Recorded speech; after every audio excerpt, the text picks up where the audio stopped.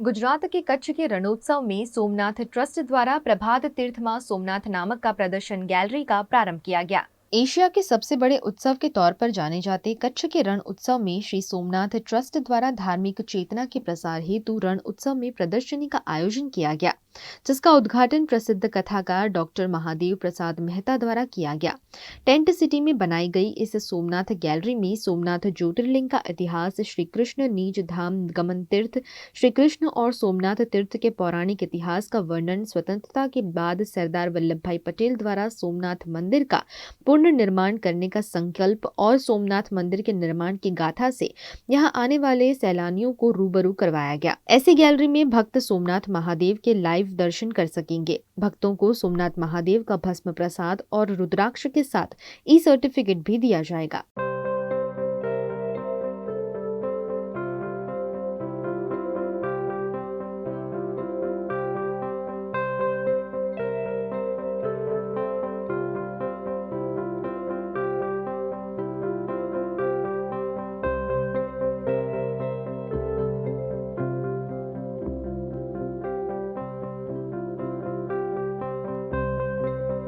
Sir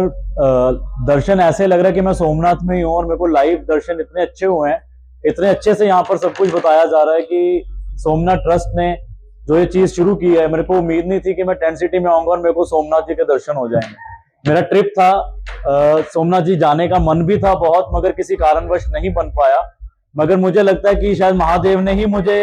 बताया कि यार दर्शन तेरे को, तुम आप यहाँ आओगे तो आपको दर्शन यहाँ बहुत अच्छे हो गए हैं और मेरा ट्रिप सफल हो गया है। महादेव जी की तो, भोलेनाथ की माया तो भोले को ही पता है,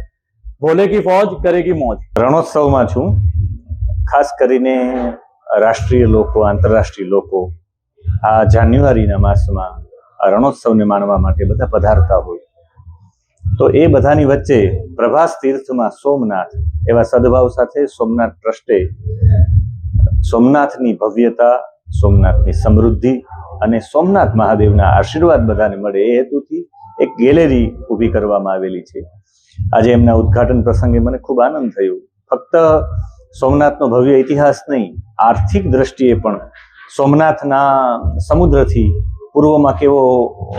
વ્યવહાર થતો હતો, કેવી રીતે વ્યાપાર થતો હતો એમની માહિતી,